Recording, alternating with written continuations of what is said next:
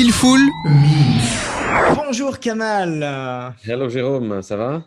Bonjour à tous, bonjour à toutes. Bienvenue dans Skillful Means. Un Skillful Means, enfin, on revient à des sujets autres que Covid, quoi qu'on va un peu en parler parce que c'est forcément ça a impacté. C'est un sujet qu'on avait prévu depuis pas mal de temps et en fait, c'est pas plus mal qu'on ait dû le décaler un petit peu. C'est un sujet sur le streaming, donc c'est la guerre du streaming, la guerre des streamings littéralement. Donc avec vous, on va essayer de passer en revue un petit peu quels sont les combattants en lice, quelles sont leurs forces, leurs faiblesses, quels sont ceux qu'on attend, ceux qu'on attend moins, et où aller chercher quelque part un petit peu des nouveaux divertissements, cette espèce de nouveau divertissement, c'est-à-dire on est dans le cul dans son fauteuil et on peut accéder à tous les contenus du monde. Donc voilà, alors évidemment, on est en pur post-Covid, mais on reste confiné, donc on reste dans cette logique un peu Zoom. Voilà, donc on voit déjà, pour ceux qui regardent la vidéo, vous verrez que la coupe de cheveux a changé, la barbe a changé. C'est un petit peu il y a que Kamal qui change pas en fait. Voilà, moi ça n'a pas changé, Toi, tu effectivement. tu n'es pas modifié du tout. Donc voilà, la guerre du streaming. Ensemble, on va un petit peu parcourir les nouveaux arrivants et surtout, on fait ça parce qu'il y a quelques jours, Disney Plus a enfin été annoncé en Belgique. Donc il était déjà disponible en France et dans d'autres pays du monde, mais pas en Belgique. Voilà, ça y est, Non, c'est daté. Ce sera pour le 15 septembre. Et donc, c'est un gros player qui va arriver chez nous. C'est pas le cas de tous, donc ça c'est assez intéressant. Ils sont pas tous chez nous, mais on va quand même essayer de passer les plus gros en revue pour essayer un petit peu de voir qu'est-ce qui se passe et comment ça fonctionne. Donc Kamal, en quelques mots, c'est quoi le streaming, service VOD? Parce qu'on aborde la VOD, il y a différents trucs de streaming. Il y a le streaming musical, maintenant il y a le streaming de jeux vidéo avec le Xbox Cloud, avec Apple Arcade. Enfin, Apple Arcade, c'est pas tout à fait du cloud parce que tu le télécharges sur ton device, mais dans l'idée, c'est l'abonnement. c'est dans Et l'idée. donc, Stadia, évidemment, je l'oublie tout le temps parce que finalement, on ne Google, sait donc. rien de Stadia. Il n'y a personne qui l'utilise. Non, Stadia, c'est le service de cloud gaming de Google. Donc ici, Google, là. c'est sur la SVOD, donc la vidéo on demand en streaming. Donc voilà. En gros, c'est très simple. Donc, Quel est le changement? Qu'est-ce que c'est? Quel est le paradigme? Qu'est-ce que quoi? ce qui a permis l'émancipation et l'émergence du streaming vidéo, c'est simplement les taux et les débits de connexion Internet. Donc, il faut savoir qu'au début, Internet était forcément très lent. Donc, les choses qu'on pouvait télécharger sur son ordinateur, c'était des morceaux de musique MP3. Puis après, on a commencé à télécharger des films, ce qui prenait des fois une semaine. Et puis, petit à petit, les connexions étant de plus en plus efficaces et de plus en plus rapides, les gens ont commencé à d'abord regarder du contenu musique, encore une fois, puisque c'est plus rapide à charger que de la vidéo. Et puis, forcément, de la vidéo en streaming. Souvenez-vous, au tout début du streaming, des vidéos qui prenaient peut-être une demi-heure à charger. Et souvenez-vous aussi, lorsque vous regardez YouTube, en fait, vous pouvez regarder YouTube hors ligne, puisque vous pouviez laisser charger toute la vidéo et la regarder hors ligne, ce qui n'est plus du tout le cas maintenant. C'est une manière de maintenir encore une fois l'utilisateur en ligne. Et donc des plateformes, la plateforme qui est sortie du lot ces 10 dernières années, c'est forcément Netflix, qui à la base fournissait des DVD par la poste. On en avait déjà parlé, et qui s'est très vite reconverti, plutôt que d'envoyer simplement le DVD, le proposer directement via des serveurs. Il faut savoir que je pense la vidéo, globalement dans le monde, en tout cas les plateformes de stream, je n'ai pas les derniers chiffres, mais il y a un peu plus d'un an, 13% de la bande passante était utilisée par Netflix. Alors évidemment, avec l'émergence de toutes les plateformes, je pense qu'on est un peu plus. Donc l'empreinte écologique. Donc finalement, lorsque vous restez dans votre salon à regarder des séries en binge-watching, vous avez peut-être plus d'empreinte écologique que si vous partiez en train à Varsovie, par exemple. Donc c'est ça Ouais, qui est assez marrant. c'est Donc, c'est assez, c'est assez violent au niveau de l'empreinte carbone. Et c'est vrai, enfin, comme tu le rappelais, donc Netflix à la base, donc, qui faisait vraiment de l'envoi de DVD par la poste. Donc ça, c'est un modèle qu'on n'a pas connu ici, en fait, qui n'a pas été exporté. Il faut aussi rappeler qu'en fait, Netflix, donc en tant que provider de services on demand, donc avec des vidéos qui sont partagées online, en fait, ça a pris très longtemps pour arriver jusque chez nous. Il a fallu quand même un bon paquet d'années avant qu'on puisse avoir Netflix chez nous. Et c'était le premier gros player. Il y en avait d'autres, mais c'est le premier gros player. Et puis, ce qui est marrant, c'est de remarquer l'accélération finalement. Donc, le fait qu'aujourd'hui, quelque part, tous les services arrivent chez nous très, très vite, alors qu'avant, ça prenait très longtemps. Et même si on peut râler un petit peu sur les délais, par exemple Disney+, qui s'ouvre pas dans tous les pays, etc. Mais vraiment, il y a une accélération. Et c'est vrai que tout ça passe évidemment par l'évolution technologique. On a évidemment les explosions de bande passante. Et demain, la 5G. Alors évidemment, hola à tous ceux qui veulent démonter les antennes 5G. Mais voilà, la 5G favorise évidemment ce genre de contenu parce que c'est des gros contenus, c'est des gros paquets de données. En fait, donc un film, une série, donc tout contenu audiovisuel, c'est des très très gros paquets de contenu et ça passe beaucoup plus difficilement que un morceau de musique ou simplement des données texte, quoi. Donc ça prend beaucoup de place. Et donc voilà, donc l'idée c'est aussi derrière tout ça que les gens n'aient plus de contenu, donc qu'ils louent pour regarder. Donc du coup, vous avez accès à une bibliothèque qui n'est pas chez vous. L'absurdité, c'est que du coup les formats physiques sont en train de mourir de par la manière dont ils produisent. Il suffit de regarder par exemple la faible qualité des Blu-ray. Puis après on est passé à du Blu-ray 4K, du Blu-ray HD. Enfin voilà, j'en passe et les meilleurs. Mais en gros, ouais, en fait, les menus Blu-ray, le Angry Video Gamer avait fait une vidéo là-dessus, c'était assez marrant, en disant qu'il a même des films qu'il a chez lui, qu'il préfère regarder en vidéo à la demande, puisque c'est plus rapide en utilisant le moteur de recherche, plutôt que de commencer à regarder dans les menus qui prennent en plus hyper longtemps à charger, tandis que quand vous êtes sur Netflix, votre film se lance et il reprend là où vous êtes arrêté, ce qui n'est pas le cas d'un Blu-ray, par exemple, de certains Blu-ray. Donc, on arrive à ce système où finalement, c'est l'expérience utilisateur qui prime. Les gens n'ont plus envie de se faire chier à commencer à collectionner, à garder. Après, la dérive, c'est que le jour où la plateforme décide de virer l'un ou l'autre film, vous ne l'avez plus. C'est vrai que ça, c'est un truc particulier, c'est-à-dire qu'en fait, on n'achète pas du contenu de streaming, donc on n'achète pas Netflix, on loue Netflix. Et en fait, on loue un service dont on ne contrôle absolument rien. Donc, on n'est pas partie prenante dans le service, si vous voulez. Donc, même si tout le monde adore un film, à partir du moment où Netflix n'a plus les droits sur ce film, d'office, le film est décalé, il est retiré. Donc, c'est pas nécessairement Netflix qui fait du tri pour essayer de liquider ou quoi que ce soit, c'est des questions de droit en fait. Donc, il y a des films qui sont donnés pour la location pour une période dite, donc on va dire 2-3 ans, et après ça disparaît. Mais effectivement, c'est vrai que c'est plus à vous, ça ne vous appartient plus, donc vous n'avez plus rien à vous directement. Et donc, ce qui se passe en fait, c'est que quelque part, tout devient un petit peu de la location perpétuelle. Donc, on est on est constamment en train de payer et finalement, on n'a plus rien à soi. Alors, ça a du bon, ça a du moins bon. Ça a du bon parce que évidemment, on gagne de place, etc. Parce que c'est plus facile, c'est plus rapide en termes d'expérience utilisateur. C'est sûr que il y a des avantages.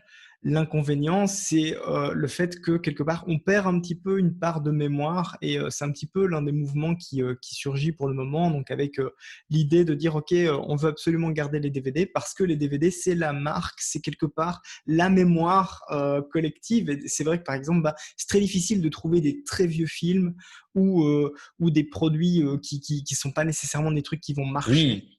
Tout n'est pas trouvable, hein. Ouais. Et je vois mal des gens faire des brocantes en 2050 pour essayer de retrouver un film s'ils dématérialisent tout. Donc, il y a aussi cette expérience, le retour du souvenir et toutes ces choses-là. Le curateur qui est une intelligence artificielle parce que on doit gérer des centaines de millions d'utilisateurs, voire des milliards si tu regardes aussi le piratage. Donc, c'est très difficile d'avoir un curateur en personne physique. Parce qu'on est trop. C'est simplement ça. En fait, l'intelligence artificielle, si elle a été placée là, c'est pas du tout pour emmerder le peuple. C'est surtout parce que c'est ingérable humainement de traiter autant de données. Ou alors, tu dois engager limite une personne par abonné, quoi. Donc, c'est pas très rentable. Ouais, et c'est des problèmes qu'on va retrouver sur toutes les plateformes, hein. Donc, on va faire un passage en revue des combattants, un petit peu la liste tu vois, un peu comme dans Street Fighter, on aurait tous nos combattants Mm. aligner. On va regarder un petit peu les specs de chacun dans la deuxième partie de l'émission. Mais c'est vrai que c'est des éléments qu'on va retrouver chez chacun d'entre eux. Donc, le fait, l'absence de mémoire, parce que quelque part, quand quelque chose disparaît, on ne sait plus le trouver. C'est impossible de le retrouver. Le problème aussi du fait qu'on est en perpétuel locataire. Le problème des Mm. droits qui est partout, et donc ça éclaire aussi pas mal sur les stratégies de certains par rapport à Mhm. d'autres. Donc notamment Disney Plus qui se repose exclusivement sur ses catalogues propriétaires. Donc en fait, Ils ont rapatrié de toutes les plateformes, dont Netflix, puisque pas mal de Marvel, forcément, étaient disponibles sur ouais, Netflix.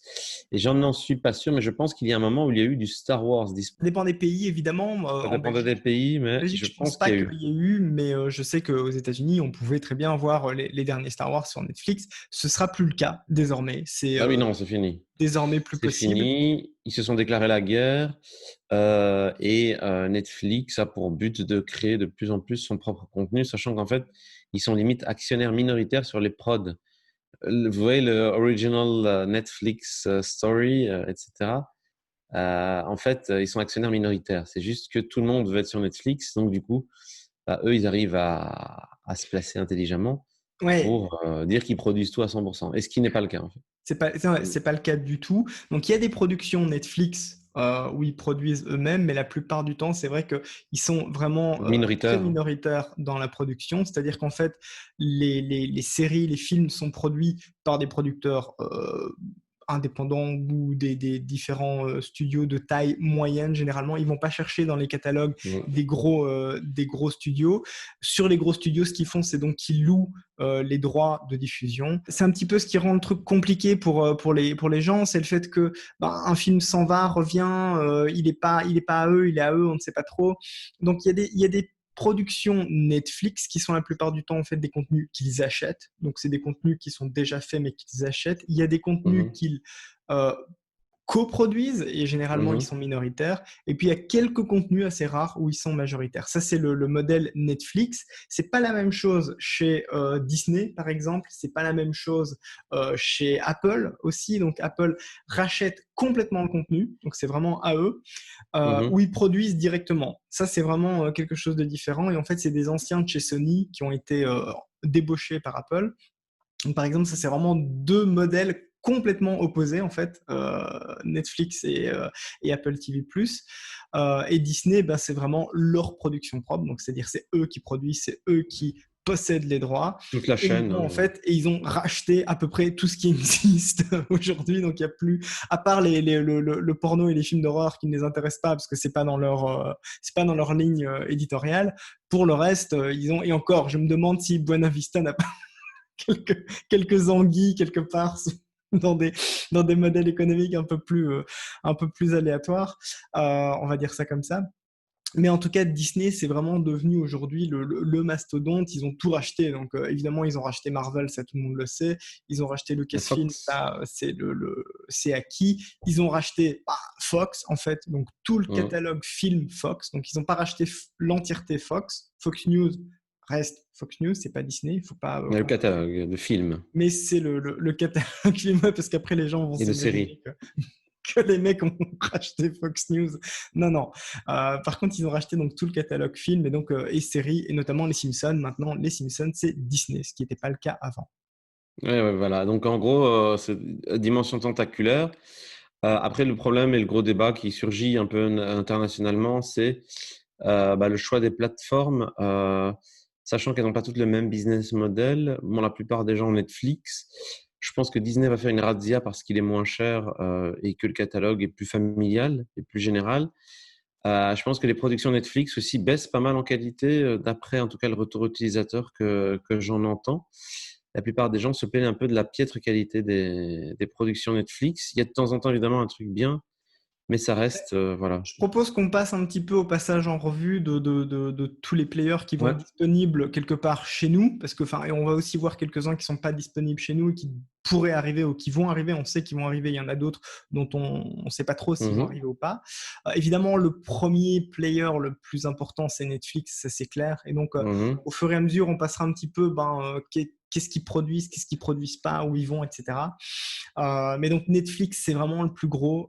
Il est présent dans à peu près 200 pays. C'est 190 pays, un truc comme ça. Ils ont, je pense, c'est 180, plus de 180 millions d'abonnés. C'est un truc de dingue, vraiment. Alors la formule simple, donc elle est à 11,99 €, un truc comme ça, pour Mhm. 2 écrans.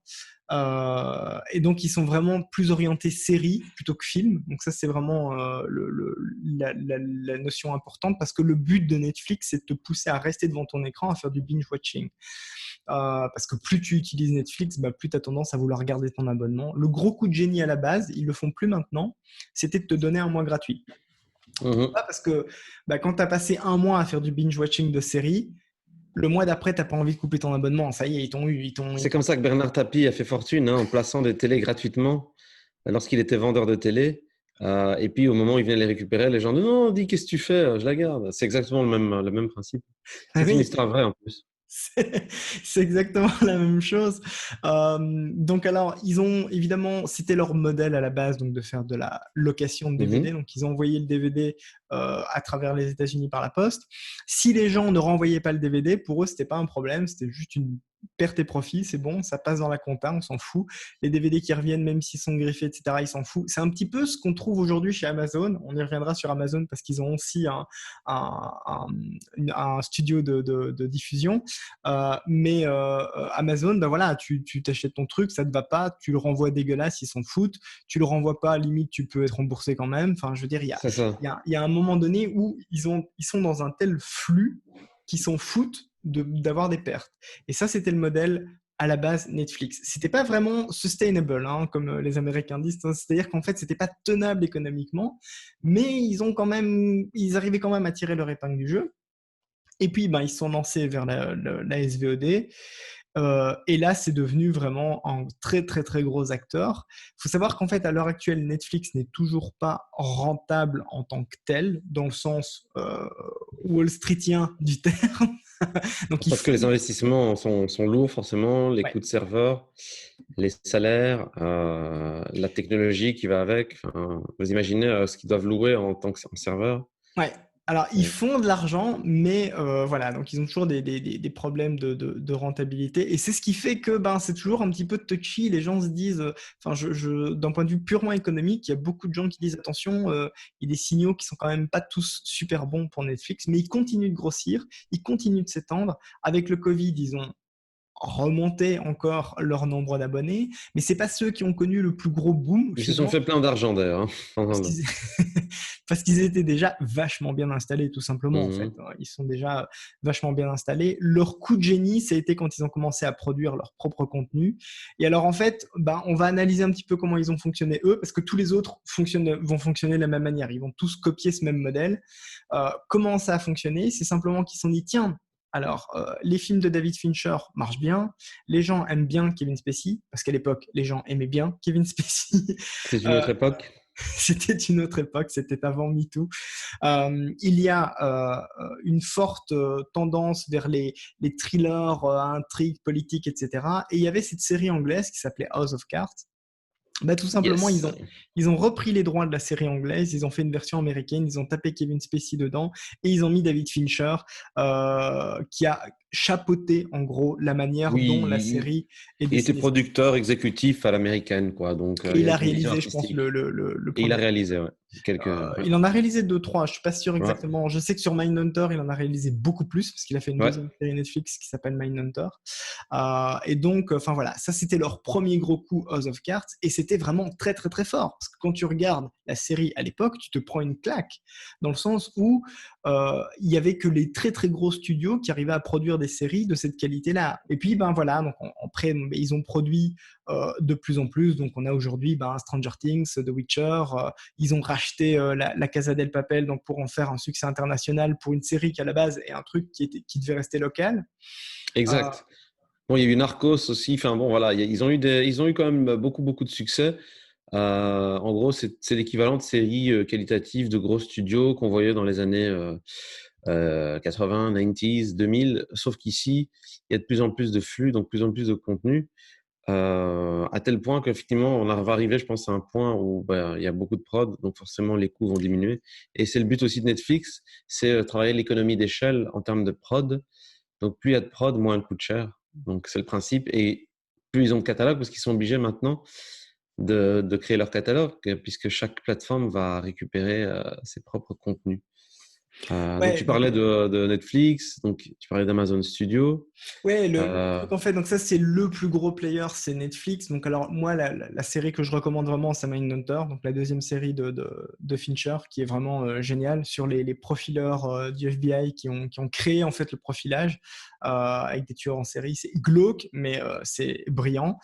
Mais c'est vrai que, il y a beaucoup de contenus qui sont qualitatifs et en même temps, il y a énormément de flux qui sont produits chez Netflix, donc avec des baisses de coûts. On le voit un peu par exemple sur The Witcher, il y a vraiment mhm.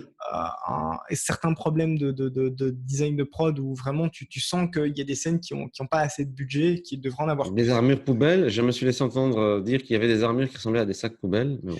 Ça, voilà. Après, on peut discuter sur le côté, mais c'est vrai qu'il y a un côté un peu, parfois un peu cheapos. Euh, Itchounet, quoi. Ouais. et à côté de ça, ils ont aussi une autre politique qui est assez intéressante, c'est qu'ils ont essayé de se racheter une conduite quelque part en allant chercher Martin Scorsese pour produire Irishman, projet que personne ne voulait produire, donc Netflix l'a produit avec ses bons côtés et ses mauvais côtés. Enfin, pour ceux qui ont vu Irishman, il y a des aspects un peu creepy quand on voit un Robert De Niro rajeuni numériquement qui court quand même comme un papy. Ça fait un peu bizarre. Bah, le truc, c'est qu'il y a des amateurs sur Internet qui ont fait un meilleur rajeunissement. Donc, Ouais, mais voilà. ça c'est toujours un peu le truc. Évidemment, si tu prends une ou deux séquences, une ou deux images et Oui, bien que sûr. tu peux faire mieux, mais sur l'ensemble, c'est plus compliqué. On sait très bien que ça se passe pas aussi facilement que ça. Ils avaient produit Okja notamment, donc le réalisateur de Parasite. Ils avaient réalisé vraiment. Ils essayent en fait d'attirer aussi les cinéphiles. En France, par Mhm. exemple, ils se sont mis à diffuser du Truffaut et des choses comme ça. Donc la nouvelle vague. Ni de l'art et d'essai, quoi, du cinéma d'art et d'essai. C'est pour attirer une clientèle plus élitiste, plus bourgeoise, plus intellectuelle, en opposition à ceux qui vont binge-watcher peut-être 2000 séries où c'est des zombies qui mangent des dinosaures, quoi. Mais c'est particulier parce qu'en fait, la nouvelle vague, elle est disponible en France, elle n'est pas disponible en Belgique. Mhm. Donc les films de la nouvelle vague, évidemment, c'est pas tous les films de la nouvelle vague, c'est certains films. Non, parce qu'il y en a quelques-uns, hein. Ouais, il y en a quand Et ils même sont pas tous très bons. en plus. Et par exemple, un gros truc qui est bizarre en Belgique, c'est que en Belgique, on a trois langues. Et si tu regardes ton Netflix en français, ton Netflix belge en français, ton Netflix belge en néerlandais, t'as pas le même catalogue. Si tu regardes ton Netflix en français en France, ton Netflix en français en Belgique, t'as pas le même catalogue. Donc on arrive, c'est des catalogues qui sont hyper restreints et pourtant ça donne quand même l'impression d'un gros brouhaha où tu n'arrives plus à t'y retrouver parce qu'il y a beaucoup trop de titres et beaucoup trop de titres qui ne sont pas relevants pour l'utilisateur. Et ça, c'est Non, un c'est des gros ça. problèmes de Netflix, c'est le catalogue beaucoup, beaucoup, beaucoup trop vaste et beaucoup trop bordélique parce que finalement, ils ont de tout et n'importe quoi. Et donc, par exemple, voilà, je ne suis pas un public de téléfavelas. Je vois pas pourquoi, dans mon catalogue à moi, puisqu'ils font des catalogues hyper spécifiques en fonction des régions et des langues, ils pourraient très bien imaginer de faire du profil de catalogue et d'avoir, eux, leur base de données énorme et Mhm. puis de faire quelque part du tri de la sélection parce que moi je m'y retrouve plus dans leur catalogue. Alors ça c'est un peu le cri du cœur de l'utilisateur et donc c'est vrai que c'est un petit peu la zone de combat sur laquelle ils arrivent tous et notamment Disney+, donc qui arrivera chez nous le 15 septembre. Disney+, en fait, c'est quoi? C'est Disney, Pixar, Marvel, Lucasfilm, National Geographic. Et donc, en fait, c'est une approche thématique. Et ça, je trouve ça hyper intéressant parce que ça rappelle un petit peu les parcs d'attractions Disney. Tu vois, tu avais Futureland, Adventureland. Et donc, c'est un petit peu la même logique, en fait. Donc, c'est tu vas par thématique. Donc, tu rentres dans la sélection par thématique. Et eux, ils sont disponibles dans une vingtaine de pays. Ils ont déjà fait 55 millions d'abonnements et plus, d'abonnés et plus. Donc, Les prix attractifs, le catalogue très c'est ciblé. 6,99 € par mois, hein. Donc, Ouais, ça, c'est ça, bon, ça va monter, hein. Faut pas rêver. Comme Netflix au début était beaucoup moins cher. C'est un peu la stratégie, hein. Quand tu augmentes de 99 cents par an, t'as pas l'impression que c'est très cher. Mais sur 10 ans, ça fait quand même ah oui, oui, le double. ça c'est le truc. Mais donc, Disney, l'idée, c'est de te faire rentrer dans leur catalogue par thématique. Et donc ça, par exemple, c'est un truc que je trouve vachement intelligent au niveau de l'approche, parce que ça te permet d'arriver dans un truc où tu te dis, OK, en fait, je vais pas être noyé dans les contenus. Je sais exactement, j'arrive à identifier très fort où sont les contenus que je vais aller chercher. Bah, c'est-à-dire que c'est ça, en fait, en gros, moi qui ne suis pas un binge-watcher, hein, je sélectionne vraiment. Par exemple, je préfère avoir effectivement 50 DVD cultes chez moi que ce catalogue Netflix brouillon. Par contre, tu sais qu'en complément de tes 50 DVD cultes, une petite plateforme Disney a l'intérêt de temps en temps de te raviver des choses que tu n'as pas forcément, que tu vas pas forcément aller racheter. Et comme tu le dis, bah, tu as une ouverture vers du National Geographic. Donc, ça veut dire que tu peux de temps en temps, tu sais que tu vas avoir, parce que sur Netflix, il y a des documentaires animaliers, hein, c'est pas ça, mais ils sont noyés dans un documentaire sur le rétro gaming, à côté un documentaire sur le Fire Festival. Et donc, c'est pas très cohérent, si ce n'est que pour eux, un documentaire, ça reste un documentaire. On sent quand même que c'est une plateforme créée par des ingénieurs, dans le sens où ils ont encore du mal un petit peu à sentir cette sensibilité artistique euh, dans la manière de consommer ton contenu, quoi. Par exemple, je ne sais pas si un Game of Thrones aurait pu voir le jour sur une plateforme comme Netflix. HBO avait encore Les cette... dernières saisons, oui, hein, mais pas les Oui, les premières. dernières saisons, par exemple, auraient très bien pu. Mais par contre, le temps de prendre autant de saisons pour installer des personnages, pour ne pas vite sortir une saison comme ça, la torcher, et puis vite on passe à une autre série. Donc il y avait un petit peu ce problème-là, enfin il y a ce problème-là chez Netflix, c'est je sors tout, je le torche, et tu peux binge-watcher tout en une fois. Ouais, Il n'y a la pas ce particularité truc. de Disney+, donc, c'est que ça va être un catalogue ultra populaire. Il n'y aura pas de rated R sur Disney+, ça c'est proscrit. Et donc, ils font aussi du reality TV, donc, qui Ouais, commence à arriver d'ailleurs sur ça, Netflix, de la réalité, de la télé-réalité. ça fonctionne, hein. Je comprends pas pourquoi, enfin, voilà. Mais ça débarque sur les plateformes de. Enfin, si, je comprends pourquoi elles arrivent. Je comprends parce que s'ils les mettent, c'est parce que ça marche. Ok, c'est parce que les gens le demandent. Mais enfin voilà, j'ai pas pris Netflix. Enfin, j'ai arrêté de regarder la télé et j'ai arrêté de payer la télévision pour éviter ce genre de truc et ça débarque sur les plateformes. Enfin voilà, je suis vraiment pas du tout le public pour ça. Le gros coup, le coup spécial quelque part de Disney+, c'était évidemment The Mandalorian, donc Ah, la série Star Wars. Le problème, c'est que quand ils vont arriver le 15 septembre chez nous, tout le monde l'aura déjà vu, puisque ça a été piraté à gogo, quoi. bah, c'est un petit peu le problème, c'est que finalement, c'est un petit... Et en fait, ils ont refait la même erreur que pour la menace fantôme, hein. Donc, ils ont différé les diffusions, ce qui fait que la menace fantôme a été surpiratée en Asie et en Europe. Parce que d'abord, il y avait une sortie, je pense, en primeur aux États-Unis, puis après en Angleterre. Ça date, hein, c'était il y a 22 20 ans, ans. 22 même, hein, 22 ans. Et donc voilà, donc là ils ont refait la même erreur dans le sens où bah, je pense que le Mandalorian a été surpiraté saison. Alors c'est pas grave parce qu'ils ont inclus ça dans leur publicité aussi. Pourquoi? Parce que bah, les gens qui ont eu accès à saison 1 du Mandalorian en fait, bah, ils se sont dit tiens en fait c'est un catalogue quand même cool, ils vont pas faire que de la redite.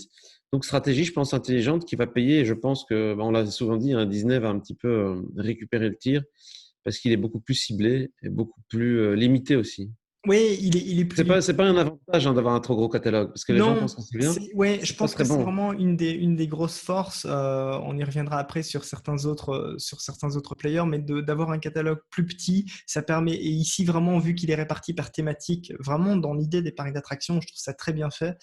Et donc, et ils ont aussi des grosses cartes encore à tirer, hein. Ils ont du Marvel, donc ils auront WandaVision, Falcon et Winter Soldier. C'est des personnages Mhm. secondaires, mais enfin, voilà, c'est du Marvel, donc ça va tracter. Et ils ont aussi toute leur liste de films qui se sont un petit peu fait dégommer par le Covid, qui vont sortir. Alors bon, il y a Artemis Fall là, qui s'est fait dézinguer par la critique, donc Ce sera Ouais. une exclusivité Disney+, ce sera pas en salle. Je pense qu'ils vont aussi nous refourguer tous leurs films honteux qui ne se pas sortir en salle. Ils vont nous les refoutre sur leur plateforme. Mais enfin, voilà, c'est un truc familial et je pense aussi que la grosse force, bah, c'est l'image de marque Disney et ça, tu peux rien y faire, quoi. Ça reste hyper fort au niveau de l'impact que la marque peut avoir. Un autre gros player, donc qui est pas vraiment chez nous et donc on se pose la question parce que bah, ils ont été rachetés dans le lot, c'est Hulu, Mhm. donc l'ancien Oui, service oui. qui est toujours actif, hein, donc qui a Mhm. 5,99 $ par mois. Donc c'est les producteurs de Hand- Handmaid's Tale. Putain, j'arriverai à le dire, c'est génial. Et donc, en fait, ils sont encore actifs, étrangement, malgré le fait que la Fox a été rachetée. À terme, on peut imaginer qu'il y ait une partie du catalogue qui soit renvoyée vers Mhm. Disney. En tout cas, il y a des bundles qui existent aux États-Unis, mais pas ici. Mais on pourrait imaginer donc qu'ils soient réintégrés dans le catalogue Disney. Pour le moment, c'est pas le cas. Le problème aussi, c'est qu'ils ont des contenus qui sont un peu particuliers. Et donc, bah, chez eux, on annonce notamment un remake de Hitchhiker's Guide to the Galaxy, donc H2G2. Oui. Euh, H2G2. Suite ou reboot de la série Madagascar, on ne sait pas trop, donc les animés. Bon, bah, de toute façon, Madagascar, il y en a eu déjà un nombre incalculable. Là, ils en sont pas à Trois, 3. je pense, trois ou Moi, quatre. j'ai arrêté de suivre les suites de suite parce que ça devient. Ouais, mais Bon, voilà, ils vont être ils essaient obligés de mettre un maintenant. petit peu leur truc. Il y a Foxy Brown qui a annoncé et Animaniacs aussi. Donc ça, c'est, enfin, voilà, ils vont nous ressortir. C'est nous les Animaniacs. Bon, voilà, après, leur catalogue est infini, donc ils vont pouvoir se faire plaisir. Après, tant mieux pour les créateurs, ça va créer du boulot, hein, donc tant mieux pour la création. Mais après, je pense qu'ils vont tomber dans la dérive Netflix, je pense, parce que les gens vont demander plus et plus et plus. Et Netflix va jouer sur son terrain, à savoir celui de la quantité, au détriment peut-être de la qualité. Après, Et si le service est maintenu, parce que vu qu'ils ont été rachetés, on ne sait pas trop quel est leur avenir, hein. Donc c'est vrai que, enfin voilà, un Disney. gros bouillon fusionnel de tout ça, Mais c'est très compliqué. il y a du contenu Fox qui peut pas aller sur Disney, quoi. Par exemple, tu peux pas mettre Alien sur Disney. C'est pas possible. Parce que, Mais par contre, ne pas les proposer, ce serait une erreur monumentale. Donc, voilà. est-ce qu'ils vont à un moment lancer une plateforme dédiée, par exemple, je sais pas, public adulte, public jeune adulte, par exemple? Ouais, c'est un peu bizarre. Pour le moment, il y a une espèce Parce que de. ne pas proposer Alien, c'est se foutre, se tirer une balle dans le pied, quoi. C'est comme si tu laissais ta Ferrari dans le garage rouillée, quoi. Et en même C'est temps, pas une si bonne tu mets idée. Alien sur Disney+, ça veut dire que la reine Alien est une princesse Disney. Oui, c'est une princesse Disney, de toute façon, maintenant. C'est vrai que maintenant, c'est une princesse Disney. Ça va pas, tu vois. Donc ça va pas. Après, donc voilà, non, c'est clair qu'à un moment ou à un autre, c'est du contenu tellement qualitatif qu'ils ne peuvent pas se permettre de le laisser dormir. Ouais. C'est un petit peu comme à l'époque George Lucas qui avait de tel contenu et c'est pour ça qu'il s'est fait racheter, enfin, il pouvait pas laisser dormir de telles franchises. Donc voilà, alors ça veut dire que aussi on a d'autres acteurs sur le terrain. Ouais, alors en Belgique déjà disponible, donc c'est vrai que Hulu est pas disponible, Disney Plus va arriver, donc on pourrait imaginer quelque part qu'il y aurait un bundle ou quelque chose. En tout cas, ils vont travailler là-dessus parce qu'ils peuvent pas Mm. faire dormir ce catalogue, c'est pas possible. Mais chez nous, on a Amazon Prime et c'est vrai que on l'oublie souvent, mais pourtant Amazon Prime Vidéo, c'est disponible dans quasiment autant de pays que Netflix. C'est 150 millions d'abonnés payants et donc en fait, bah, tu payes 49 € par an pour tu souscris en fait à Amazon Prime et tu as automatiquement le Prime Vidéo dedans.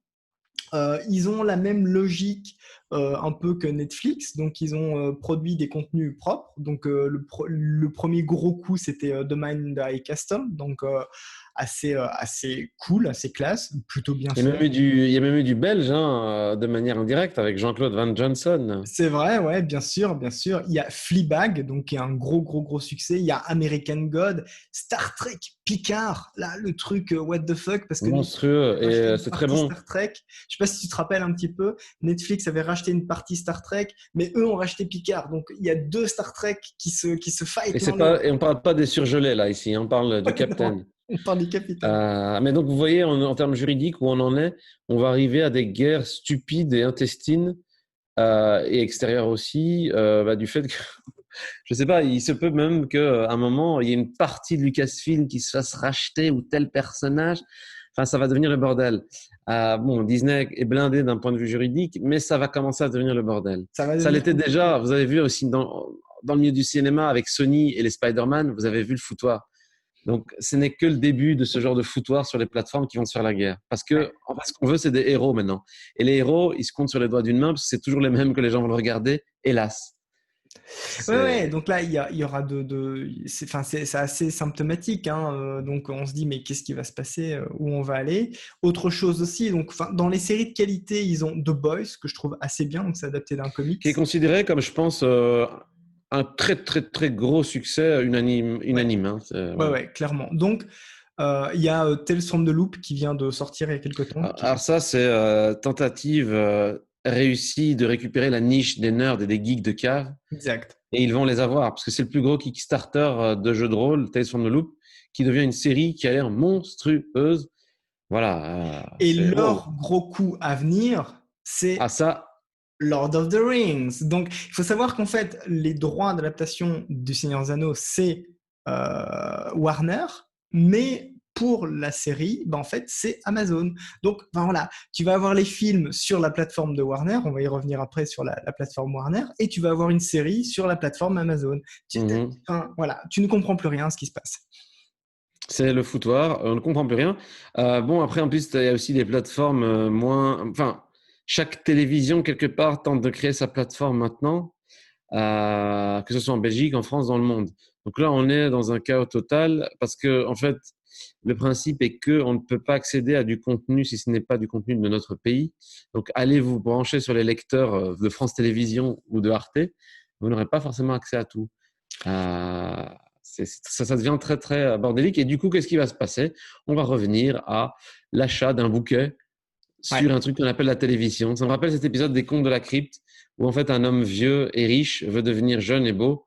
Et en fait, il claque toute sa thune pour devenir jeune et beau, mais finalement, en fait, la femme ne l'aime plus parce qu'il est pauvre, mais jeune et beau. Et donc, il tente de redevenir vieux et riche. Enfin, c'est une histoire plus compliquée que ça, mais en gros, voilà, c'est ça.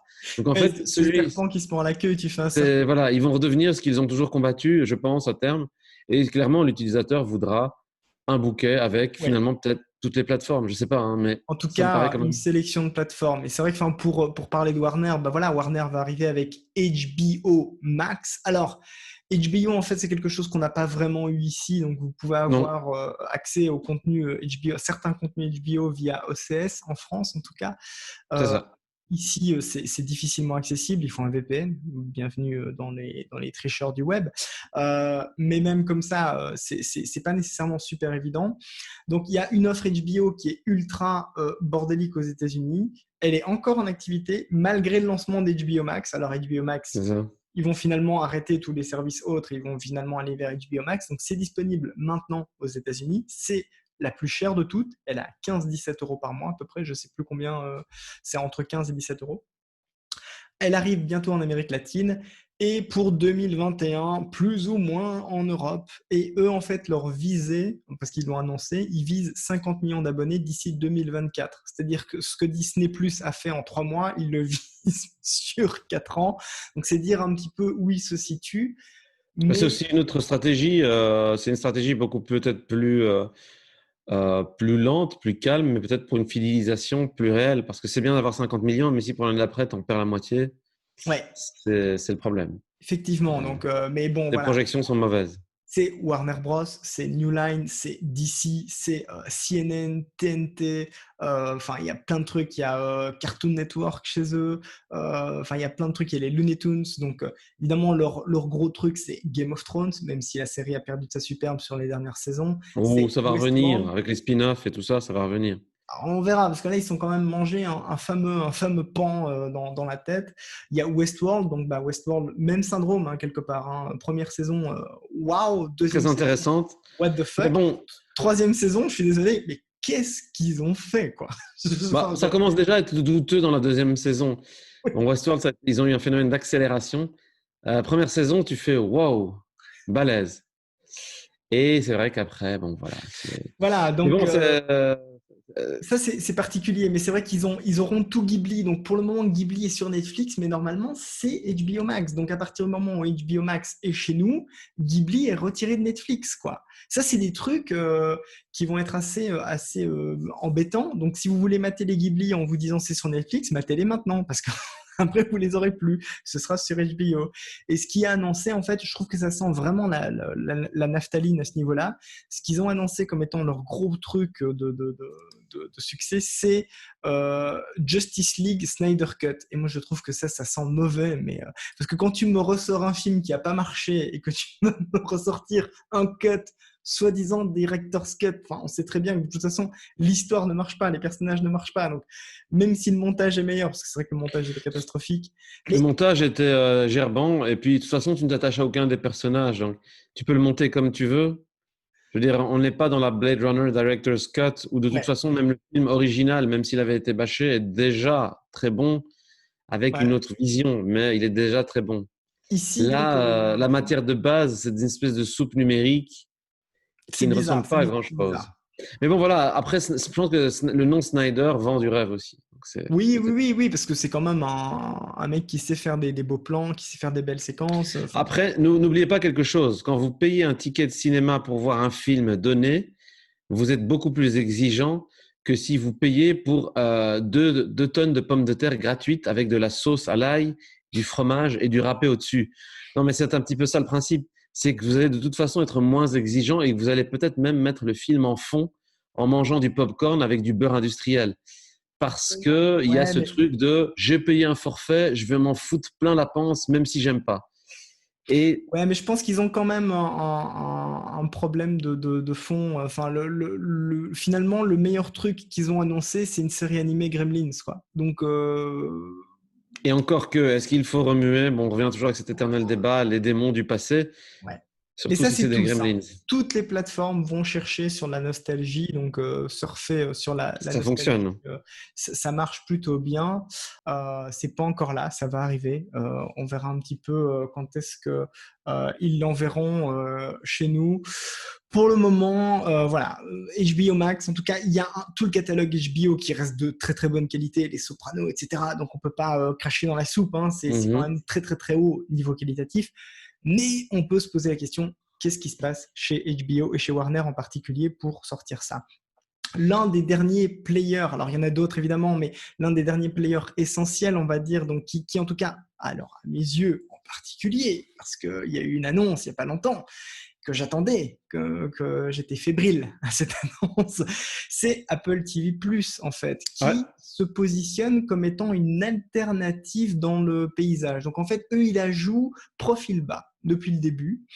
Ils sont disponibles dans plus de 100 pays. Alors ils ont plus ou moins une dizaine, quinzaine de millions d'abonnés, on ne sait pas trop, les chiffres ne sont pas trop répandus, alors qu'ils ont un potentiel de plus ou moins 40-45 millions, parce qu'en fait, avec chaque nouvel appareil Apple, donc si tu achetais un téléphone, bah, tu pouvais avoir un an gratuit. Ça, c'est une offre inédite, hein, ça n'a jamais été fait. Donc, ils sont parmi les moins chers, c'est 4,99 par mois. Euh, C'est les moins chers, hein, je pense. Ouais. Et c'est un catalogue composé principalement d'exclusivité, donc il y a quasiment rien qui n'est pas propriétaire. Mais du coup, ben, c'est ultra familique. Il y a que dalle, quoi. C'est vraiment le truc, c'est qu'il y a vraiment. Il y a peu, mais quelque part, est-ce que c'est pas un autre type de public que tu cherches? Un documentaire des Beastie Boys Ouais, réalisé par Spike Jones, ben Take My Money et je me le remate 15 fois. Tu vois, plutôt que de me mater 10 séries différentes, 9 sont je dégueulasses. suis assez d'accord sur Tu vois, ouais. ce sera, par exemple, Apple TV Plus me correspondrait plus. Mais ça, c'est peut-être un petit peu à vous de vous connaître. J'aime C'est une bien un question de petit catalogue de trucs cool que je peux me revoir 10 fois d'affilée. Ouais, C'est une donc, question de public. Et c'est vrai que, enfin, bon, là, ils ont racheté le Tom Hanks qui n'est pas sorti en salle, USS ouais. Greyhound. Donc, ils l'ont racheté en disant, OK, ça va être exclusif chez nous. Ils ont racheté tout Fraggle Rock. Donc, Fraggle Rock, ça, Ça, ici en c'est Europe, cool c'est quand même. pas très connu, mais enfin, voilà, C'est c'est une cool. série un petit peu donc, dans le genre Muppet. Et donc, c'est une Entrer dans la vision. danse. Les soucis Exact. n'ont pas de chance. C'est la version Ils en française. refont des nouveaux. Alors, la grosse série, c'était The Morning Show avec Qui était donc, un gros hit, hein. Ça a très bien Jennifer fonctionné. Aniston et Reese Witherspoon, j'y arrive, Ouais. et Steve Carell, qui est. Enfin, voilà, la série, elle a ses faiblesses. Hein. C'est pas super bien écrit tout le temps. Il y a des intrigues secondaires qui se laissent perdre dans le flux, mais c'était quand même vachement bon. Et honnêtement, enfin moi qui suis pas pourtant pas le public visé, j'ai quand même accroché. Il y a The Servant de Shyamalan qui est terrible. Ils ont récupéré des épisodes d'Oprah Winfrey, donc qui fait en fait une espèce de book club. Donc ça, c'est vraiment très bien. On annonce aussi du Damien Chazelle, du Sofia Coppola. On annonce aussi Time Bandits. Donc, ils vont nous refaire un Time Bandits. On ne sait pas trop. Terry Gilliam. Ouais, ce Et sera donc, pas Terry Gilliam. mais vous avez ce qui est. Donc, vous voyez un petit peu ce que Apple cible. Hein. Ils ciblent les hipsters qui sont une espèce de chaînon manquant entre le geek et l'intellectuel. Ouais, C'est vraiment clairement. ça. C'est Et en le hipster. alternative, dans le sens où, vu le prix, ben, quelque part, tu peux te permettre de prendre le service, même si tu as abonné à un autre truc à côté. C'est Quelque part, ça. c'est un petit peu. C'est vraiment le hipster qui a son Mac et Ouais. qui a de toute façon un an de service voilà, gratuit et qui va renouveler parce que c'est pas cher. Ou comme tu dis, le mec qui, de toute façon, a Netflix, mais on a envie de se prendre sa petite cerise sur le gâteau, c'est 50 balles par an. Et la Voilà. cerise qu'ils ont annoncée, ils ont montré des images, enfin, Ah, c'est pas une cerise, c'est un clafoutis avec beaucoup d'alcool. Hein. c'est Fondation, Eh putain, oui, Fondation, les wow. images ont l'air très belles en tout cas. Je C'est suis la seule grossier, chose mais que je je peux m'en en dire fous. pour l'instant. Mais Isaac Asimov, donc, donc Fondation, pour ceux qui connaissent pas, donc c'est une série de bouquins de SF qui raconte en fait une histoire qui se passe sur plusieurs milliers d'années. Oui. Donc La création. comment raconter ça? Oui, c'est ça en fait, parce que c'est une série de bouquins qui ont commencé à sortir dans les années 40 et donc qui se sont terminés plus ou moins dans les années 90, si ma mémoire est bonne. Je suis même pas sûr d'avoir lu tous les bouquins, donc, mais donc il y avait un côté absolument culte et absolument génial à Fondation. Fondation, c'est quoi? Fondation, c'est quelque part pour sauver l'humanité. Donc on a inventé une science statistique qui s'appelle donc la psychohistoire et bon, on a pu prévoir que l'humanité allait périr et donc pour empêcher qu'elle périsse, on crée ce qu'on appelle, donc ça s'appelle fondation, c'est-à-dire une espèce de mémoire de l'humanité pour empêcher de tomber dans les ténèbres trop longtemps et Mhm. de pouvoir se relever très très vite. Alors en fait, c'est plus compliqué que ça parce qu'il y a deux fondations, etc. Enfin, voilà, c'est un bouquin, une série de bouquins absolument cultissime. C'est On va dire que c'est le Seigneur des Anneaux, c'est le même level que le Seigneur des Anneaux. au niveau de la C'est-à-dire, SF. mais au niveau de la SF. C'est-à-dire, c'est deux livres qui sont, à l'époque, aucun des deux n'était adapté. Il fallait bien, si l'un a été fait, que l'autre le soit. Mais voilà. Mais Après, bon, je vous dis, ouais, voilà, on verra. Tant Mais que là, on a, enfin, j'ai envie de dire, parce que tu vois, on annonce Lord of the Rings chez Amazon, je m'en fous, parce que Lord of the Rings, il y a déjà eu les films de Peter Jackson, et on a déjà eu un plat réchauffé trop cuit avec The Hobbit, donc déjà, quelque part, j'ai envie de dire, ma hype, enfin, voilà, j'ai déjà eu ce que je voulais, j'ai déjà eu mon adaptation en version longue, je veux rien de plus. J'ai pas envie d'une série en plus, ça ne me sert à rien. Qu'ils adaptent le Silmarillion à la limite, mais pas Lord of the Rings, on s'en fout. Par contre, Fondation, j'ai jamais vu Fondation. Enfin, j'ai lu Fondation, mais j'ai jamais vu d'adaptation de Fondation et je veux voir une adaptation de Fondation. C'est scénarisé par David S. Goyer, donc contrairement à ce que j'avais dit dans une précédente, donc c'est pas Jonathan Nolan. En fait, il avait été attaché au projet à un moment donné, mais c'est David S. Goyer donc qui a scénarisé Batman Begins et Dark Knight, donc c'est aussi lié à Christopher Nolan, mais pas de la même manière. Et donc, d'où le petit couac à mon avis dans les idées, mais donc je reprécise ça. Et ben, je suis désolé, mais moi, les premières images, elles me donnent envie. Moi, le fait qu'on adapte Fondation, ça me donne envie. Je sais que je serai déçu, je sais que je serai méga déçu, mais c'est ça la hype, c'est ça c'est ça ouais, l'envie. C'est c'est-à-dire que ouais, on va arriver à une nouvelle vague de SF que la Fondation va lancer avec l'arrivée sur le grand écran aussi de Dune. Donc, je pense aussi que les marketeurs, truc. avec les dates de sortie, voilà. Deux trucs essentiels, Dune par Denis Villeneuve et Fondation d'Isaac Asimov, Voilà. enfin Donc, adapté. voilà. Vous savez, il crée la symbiose. Vous savez, le champignon qui se colle à l'arbre. On ne sait pas quel champignon, quel est l'arbre, mais entre guillemets, vous savez, vous êtes un peu cerné par le même type de science-fiction autour de vous, que vous alliez au cinéma ou vous alliez sur Apple TV. Mais moi, personnellement, en tout cas, si je devais en choisir un, c'est Apple TV. Ça peut paraître très bizarre, mais c'est celui qui me plaît parce que j'aime bien ce côté un peu choisi, un peu moins fouillis.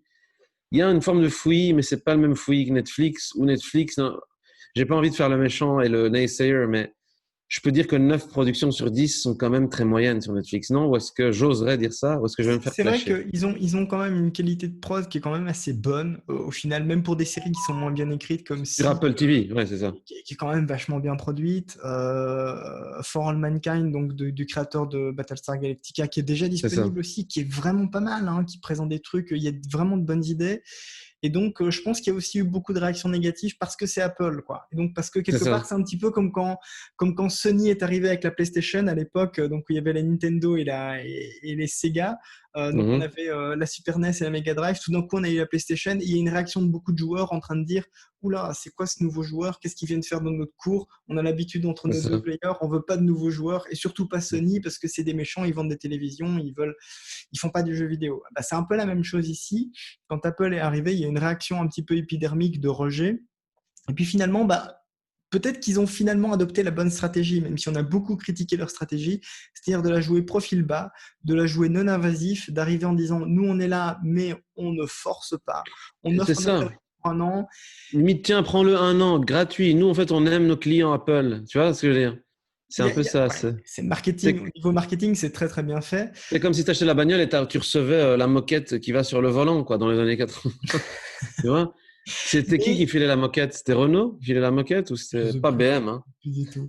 Mais par contre, le gros coup de force, c'est d'avoir sorti enfin, parce qu'on savait qu'ils avaient Fondation dans leurs droits, donc ils avaient racheté les droits pour Fondation. Mais enfin, on a des images et enfin, on a vu le truc. Et bah, j'ai envie de dire, j'ai pas l'impression qu'ils sont foutus des gens, quoi. J'ai l'impression qu'ils ont mis les moyens dedans. Et ça rassure déjà beaucoup parce qu'on avait vraiment très très peur de ça. Et ça sent pas le cheapos qu'on a pu avoir sur Witcher chez Netflix, où il y a un moment donné où tu te dis, mais ils Mais ont recyclé des, ils ont ouais, recyclé des bouts de décor en plastique. Qu'est-ce que c'est que ça? ouais, mais tu vois, c'est ça qui est gênant, c'est Méchant. que Netflix, il y a leur volonté d'avoir leur Game of Thrones à eux, donc ils ont vite chopé les droits d'un truc, ils ont vite produit un truc. Parce qu'ils s'attendaient à ce que les gens disent ça va être Netflix, c'est Netflix. Tu sais, le mot Netflix, maintenant, ça fait genre c'est Netflix, c'est légitime. Mais c'est plus trop le cas maintenant, hein. C'est plus trop le cas. Ouais. Donc Enfin voilà. voilà, donc truc assez intéressant. Apple TV. Alors il y a des haltères, donc des points moyens ou des poids déclassés, on va dire. Donc il y a YouTube TV.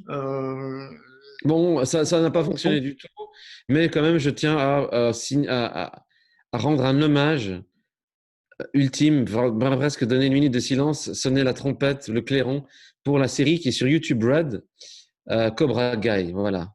Même Cobra Kevin Smith Kai, l'a encensé. Cobra Kai, c'est la bataille. C'est voilà, pour moi, même Kevin Smith a de encensé Karate cette Kid. série. C'est terrible, c'est génial, c'est tout ce que j'aime dans une série. Pourtant, c'est dans un monde contemporain, sans fioriture, sans truc. C'est cool. C'est peut-être parce que c'est C'est parce que vintage. t'es un pur fan de Karate Kid, parce que sinon. Oh non, pas mal de gens quand même encensaient la série. Elle est cool, elle est très intéressante au niveau de l'écriture. Je Franchement, t'avoue que j'ai pas regardé. Le problème mais ça n'a pas fonctionné, hein. Je pense qu'ils vont liquider leur service d'ailleurs, hein. YouTube Red, de toute façon, c'est mort. Les Ouais. productions propres, c'est mort. Ils arrêtent. YouTube TV, donc c'est disponible aux US. On ne sait même pas si ça va arriver ici. Le principe, en fait, c'est de la télé que tu payes. C'est 49,99 $ par mois. Je ne sais même pas où ils vont par ça. Parce qu'en fait, donc, tu peux voir ta télévision sur YouTube. Enfin, voilà. Mais en fait, je pense qu'en fait, en gros, c'est si cher, c'est aussi cher parce que YouTube récupère des droits. En fait, qu'est-ce que YouTube analyse, hein, Analytics? Qu'est-ce que YouTube s'est rendu compte? Que la plupart des gens qui allaient sur YouTube regardaient des rediffusions de Ah oui. contenu qui venaient à la télé. Donc, ils se sont dit, tiens, en fait, on va générer nos revenus encore plus malins.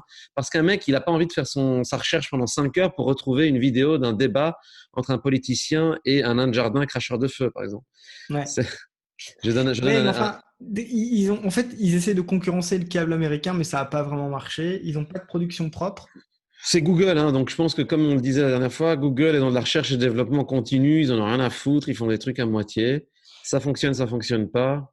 Ouais, Voilà. c'est un peu bizarre, quoi. Mais enfin, honnêtement, si vous vous y retrouvez dans l'offre YouTube, parce qu'en plus ils ont plein de services différents, il y a YouTube Premium, il y a YouTube Red, il y a YouTube Music, il va y avoir YouTube TV. Honnêtement, si vous vous y retrouvez dans ce bordel, bravo, vous avez votre diplôme d'ingénieur. Hop, ah, c'est bon, ça c'est fait. Mais honnêtement, l'offre, elle est et en plus elle est incertaine parce qu'on ne sait pas s'ils vont garder le service, vu que bah, il y a un truc qui le lance puis il l'arrête. Voilà, des productions YouTube ou comme la série Cobra Kai par exemple, bah, ils ont commencé, ils ont fait 2 saisons, je pense. Il y en avait une troisième qui était censée arriver, elle n'arrivera pas. Enfin voilà. Ils ont lancé des trucs et puis en fait ils suivent pas. Donc ça c'est très très très bizarre. Mais enfin voilà, vous êtes à chaque fois que vous allez sur l'application YouTube, en tout cas c'est moins le cas sur navigateur, mais sur votre application YouTube, bah, vous avez le petit bouton qui apparaît en dessous. Prends l'abonnement, prends l'abonnement, prends l'abonnement, prends-moi, prends-moi, prends-moi.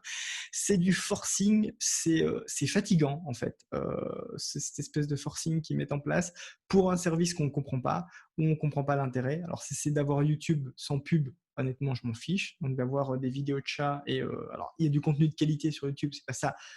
Il y a la chaîne de Paul, Nota Bene, enfin, il y a des tas de bons trucs sur YouTube, mais j'ai déjà accès à ça, donc C'est je m'en ça. fous d'avoir un pré-roll, quoi, c'est pas grave. Donc, Je pense que c'est vraiment une clientèle un peu élite qui a pas envie de se faire chier avec tout ça, qui a les moyens d'aller payer pour s'émanciper de publicité et d'autres contenus crados. Peut-être que c'est aussi une manière pour les gens d'éviter de tomber dans des conspirationnistes et du YouTube game mais non, où parce que tu tu as les auras des quand millions de même. créateurs. Voilà, hein. Mais non, parce que tu les auras quand même, vu qu'ils sont quand même là, donc tu les auras, mais sans pub. Peut-être qu'il y aura un moyen de filtrer du contenu pro, du contenu amateur. Je sais pas. Peut-être que YouTube aussi veut se différencier dans le sens où effectivement, tu as n'importe qui et des chaînes de télé qui sont sur YouTube. Donc peut-être, je sais pas. Peut-être qu'ils veulent se réorienter, se repenser parce qu'à l'heure où ils sont en train de se faire un peu clasher partout dans le monde, voilà. Ouais, mais c'est bizarre. L'offre YouTube, pour le moment, elle est bizarre, et donc, ben, Je pense que c'est de la recherche et développement. C'est le YouTube avec TV, en YouTube tout cas, Red. je pense, n'arrivera même pas jusqu'ici. Mhm. Parce que, donc, comme on le disait, ben, les services, donc les chaînes de télé, en France en tout cas, ils se sont déjà agrégés pour former un seul gros player. C'est ça. Donc, à mon avis, c'est mort, quoi. Ils n'arriveront pas à envahir quelque part notre marché. Et de toute façon, même aux États-Unis, j'ai pas l'impression que ça marche très bien. Mhm. Par contre, les challengers, donc vraiment les mini-points, hein, c'est ben, Peacock TV, donc c'est NBC en fait, Universal, qui va arriver. Donc on a vu des images d'une adaptation de Brave New World, donc l'adaptation de Brave New World. Ça sent pas très très bon, hein. Contrairement à Fondation, ben, les images ne sont pas super super glam. On a l'impression que c'est un peu une espèce de soap avec un filtre téléfavelas dessus. C'est un peu bizarre. Ils vont nous lancer un second reboot de Battlestar Galactica. Donc il y a eu un premier reboot absolument génial, la série culte. Il y aura un second reboot dont finalement je me dis oula, attention les gars, méfions-nous vu ce qu'ils vont nous faire. Ils vont nous annoncer aussi une suite de Punky Brewster. Donc ça c'est pas un reboot, c'est une suite. Ah, c'était la série la plus triste de l'histoire de l'humanité. Après, peut-être Alf, je pense. Non, et Saved by the Bell, donc Sauvé par le gong. Suite Mais aussi. ça c'est cool. Et les acteurs, en fait, c'est des vampires ou quoi? Ils ont quasiment pas vieilli. Oui, je pense Qu'est-ce qui se qu'ils ont passe? juste fait beaucoup de Botox. Mais voilà. Ouais. Mais donc, Peacock TV, je ne sais pas exactement, en tout cas, il n'y a pas d'annonce sur le fait que ça arrive sur le sol européen. Ce sera disponible bientôt sur le sol américain, mais on ne sait pas trop. Donc voilà, c'est un peu tendance, on ne sait pas trop. Dans des plateformes un peu plus sombres, obscures, il y a Shadows, donc en Europe, et Shudder.com aux États-Unis. Ça, c'est des plateformes qui sont dédiées aux films d'horreur. Et ça, c'est très particulier parce que c'est un peu le BIF, donc le Festival du film fantastique de Bruxelles, mais en streaming. Donc tu n'as que du film d'horreur, que du film de genre. Alors, il y a aussi un peu de science-fiction et de fantastique. Mais Mais en c'est tout cas, c'est sur la thématique. En fait, ils surfent sur cette thématique des ados dans les années 80 qui allaient au vidéoclub se faire des soirées films d'horreur. Voilà, exact. en gros, ça va être ça. Ça va être des plateformes pour des groupes qui veulent se faire des soirées horreur à thème, en fait. En gros, c'est C'est de ça. la niche en fait, donc ils ont vraiment été La niche. ciblés de la niche. C'est 4,99 € par mois, donc c'est pas très cher. Il y a un mois d'essai gratuit. Donc voilà, je pense que ça c'est le genre de truc. Si vous êtes fan, ils se présentent en fait comme la première plateforme de streaming. J'aime bien l'idée. Je trouve que leur catalogue, leur idée, leur orientation, je l'aime bien. Je la trouve assez sympa. Donc l'équivalent américain c'est Shudder.com, qui est pas disponible chez nous, mais on a Shadows avec un Z à la fin. Voilà, c'est pas mal. Je pense que du coup, ben, ça rafraîchit un petit peu l'offre. Bon, alors c'est très spécifique parce que c'est ciblé film d'horreur, évidemment. Il faut vraiment être fan du genre. Mais du coup, ben voilà, ça ouvre certaines portes, ça ouvre certaines possibilités. Pourquoi pas?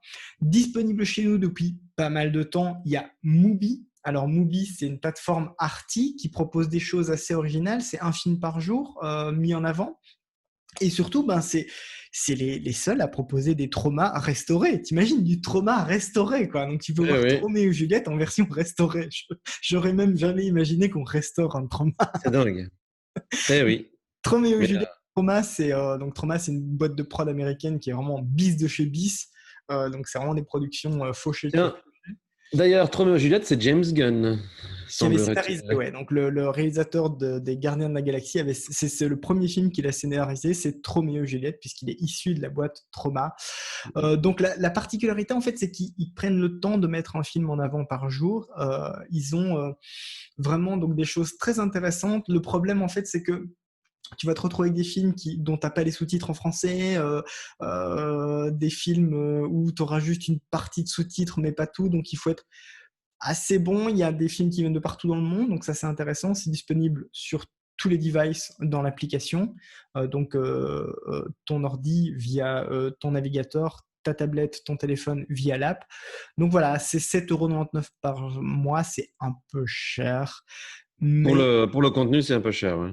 ouais, mais disons qu'au moins il y a une proposition alternative, ça peut être sympa. Et Mhm. je pense qu'il y a une offre d'essai de 7 jours, un truc comme ça. Donc voilà, pour ceux qui veulent des trucs un peu différents et qui voudraient tester quelque chose de différent de Netflix, Mubi, ben pourquoi pas, et c'est disponible depuis pas mal de temps en fait chez nous. Chez nous aussi disponible, on a Raku TV, personne n'en parle, mais pourtant c'est là. C'est des C'est Barcelonais. là, c'est ça qui est marrant. Non, mais c'est vrai, enfin, il y a des tas de trucs qui sont disponibles et les gens s'en rendent pas compte. C'est des Barcelonais en fait qui proposent des films gratuits avec de la pub. Donc voilà, bienvenue sur ta télévision. Tu reviens à la télé. Mais C'est un peu, ouais, il y a Voilà une quoi. offre abonnement aussi pour éviter la pub.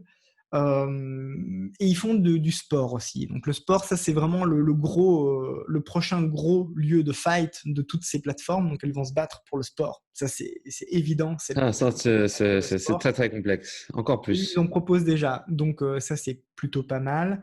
Maintenant, ils visent assez bien la Belgique parce que tu as des contenus en français, des contenus en néerlandais, et donc parfois les mêmes contenus dans les deux langues. Donc ça, je trouve que, enfin voilà, en tout cas, il y a un souci d'essayer de viser le public belge que je trouve assez intéressant. Parce que enfin, voilà, c'est toujours bien de viser d'avoir des produits qui sont disponibles et qui ne séparent pas le pays en deux, un peu comme Netflix le fait. Enfin, voilà, Mhm. c'est un peu malsain. Par exemple, moi à la maison, tu vois, ben, si on veut, vu qu'on est dans les deux langues, ben, à un moment donné, si on veut regarder le même programme, on doit changer la langue de Netflix pour être. Enfin, c'est C'est complètement ça. con. On devrait avoir le même catalogue. Je suis désolé, on a un seul pays, les gars. Quoi. Donc, enfin, voilà, des choses comme ça un peu bizarres. Puis dans les plateformes un peu arty, ben, on a Uncut, donc, qui était anciennement Univers Ciné, donc, qui est une plateforme belge à 7,99 € par mois aussi, et qui, elle, fonctionne essentiellement sur du cinéma d'auteur. Ça, c'est vraiment le truc Très que spécifique. Donc, ça, c'est pour ceux qui veulent faire des découvertes de films qu'on ne verrait pas ailleurs. ouais. Voilà. Mais bon, Mais c'est pas mal parce que, enfin voilà, ils classent aussi par cinéaste. Ça, c'est les seuls à le faire. Hein. Par exemple, moi, je vois aucune plateforme qui est classée par cinéaste. Moi, en tant que cinéphile, j'aime bien regarder les films de c'est ça. cinéaste. Tu vois, donc ça, c'est vraiment chouette qu'ils proposent ça. Univers Ciné, c'était un peu caduque sur certaines choses. Depuis Uncut, c'est vrai que depuis qu'ils ont rebrandé, changé le nom, c'est vrai que j'ai pas retenté. Mais je pense qu'il faut se laisser tenter, il faut tester le truc parce que c'est une autre offre, ça propose d'autres trucs. Et puis, ben, peut-être qu'un jour, on aura un Avengers du cinéma d'auteur. Hein. Imagine Antoine Daniel, Pierrot le Fou, Rosetta et le pigeon de Haneke contre le cinéma de divertissement dans un seul film.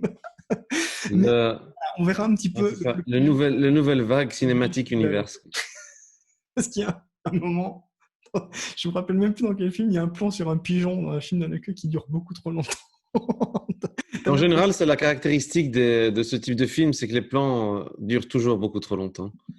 Ils arrivent toujours à dépasser le moment où on se dit, tiens, est-ce que c'est voulu ou est-ce que c'est juste que le monteur était bourré, Il s'est endormi. endormi sur la table de montage? Oui, on sait pas trop, on sait pas trop. Mais voilà, Uncut, c'est une offre intéressante et c'est belge, donc petit cocorico quand même. Donc Cocorico, voilà, belge. Alors, pléthore de combattants. La guerre du streaming est maintenant ouverte et déclarée, c'est clair et net, hein. et on ne sait pas encore qui sera le gagnant. C'est ça Pour le moment, c'est clair que Netflix est plutôt bien parti parce qu'ils ont pris beaucoup d'avance. Mais il Disney+, n'est pas dit que Disney+, ils arrivent sur la ligne d'arrivée en pleine forme. non. Pourquoi? Parce que évidemment Disney Plus va venir bouffer toute une partie du marché, en particulier les familles. À partir de là, bah, ça va exploser de partout. Comme tu le dis, ceux qui vont s'en sortir, c'est ceux qui vont pouvoir proposer un bouquet, à mon avis, clairement. Et puis il y a autre chose dont on n'a pour le moment aucune vue, c'est la deuxième vague de streamers de SVOD qui va nous arriver dans la face un jour ou l'autre. C'est Mhm. toutes les solutions de streaming asiatiques qui ne sont pas encore là, mais qui vont arriver. Et vu comment ils rachètent et comment ils produisent et coproduisent à l'appel pour le moment Tencent, qui est en train d'ameuter, de fourbir ses armes, c'est sûr et certain qu'il y aura une solution émergente qui viendra des pays asiatiques. Alors, est-ce que ça viendra de Chine? Est-ce que ça viendra de Corée? On ne sait pas encore, mais en tout cas, c'est sûr que ça va arriver et c'est sûr que ça va arriver chez nous. Et c'est sûr aussi que ça peut faire très très mal. Je pense qu'il y aura plus de dommages à ce moment-là quand les combattants qu'on a mis en avant ici aujourd'hui se seront un petit peu déjà tirés dessus les uns les autres, se sont déjà affaiblis les uns les autres, bam, tu vas avoir un coup de semonce avec une attaque de players asiatiques qui sont pour le moment très diversifiés, mais qui sont vraiment trop compliqués pour le moment à analyser parce que bah, c'est des produits qu'on n'a pas chez nous. Et Oui, en puis il y a plus, bah, du flux de séries et de films qu'on ne connaît même pas ici et qui sont des succès. Imaginez-vous simplement en Inde, il y a des plateformes uniquement de films indiens. ah oui, Donc, oui, vous élargissez au Pakistan ah oui. et aux pays environnants et à la diaspora indienne, mais uniquement les films indiens, vous en avez pour une vie entière. Donc, C'est assez dingue. c'est On va voir un petit une autre peu sphère. comment ça va se compiler. Mais ouais, clairement, à mon avis, c'est la seconde vague. Donc, on pourra faire un Stream Wars 2 à C'est un moment ça. donné. Mais en tout cas, pour le moment, les joueurs sont en place. Ils sont prêts à se tirer dessus les uns les autres. On verra un petit peu les grosses attentes. Alors, évidemment, je serai sans doute moins déçu par la série Amazon du Seigneur des Anneaux parce que j'en attends quasiment rien. Mhm. Je serai sans doute très déçu par Fondation parce que j'en attends tout. Non, en fait, c'est pas vrai. J'attends juste qu'ils fassent un bon truc. Tu vois. Donc, s'ils font un bon truc, prends mes 5 euros par mois, je m'en fous. Prends, C'est vraiment ça. les donne sur 5 ans, j'achète un abonnement sur 5 ans. C'est bon, prends mon argent si tu fais une bonne adaptation d'Isaac Asimov. Enfin, j'ai envie de dire, parce que ça manque un petit peu. Et que c'est tout simplement culte au niveau des fans de SF. On verra comment tout ça se compile, se travaille, s'avance. On verra comment tout ça se crée au fur et à mesure.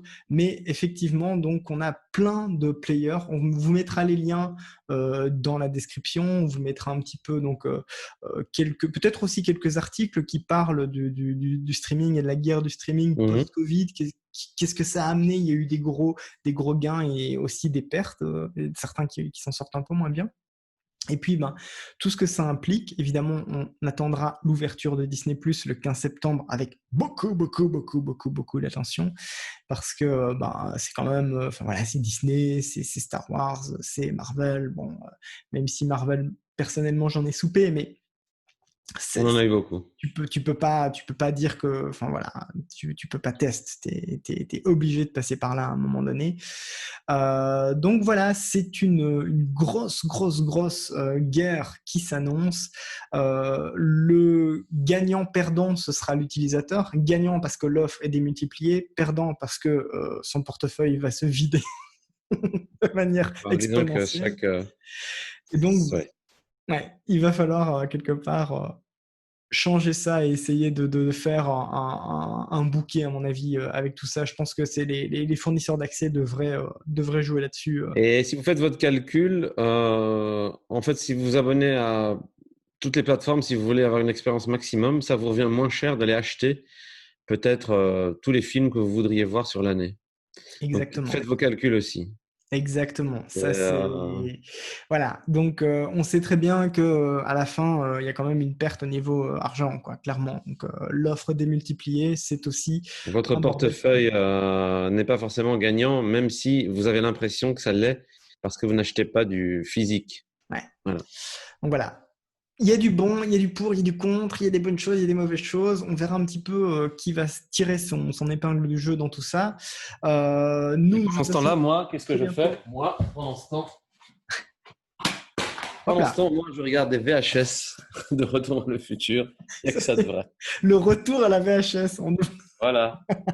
Il n'y a que ça de vrai, le retour à la VHS. Nous, en tout cas, on vous retrouvera très bientôt pour un nouveau Skillful Means. Merci de nous avoir suivis. Comme d'habitude, hein, donc partagez-nous si vous avez kiffé, commentez si vous avez envie de mettre vos petites pièces dans le débat. Et puis, ben voilà, on vous souhaite tout le meilleur et bon visionnage. Ne binge-watchez pas trop. Parce qu'il y a beaucoup de trucs tout pourris, hein. Mais bon, voilà.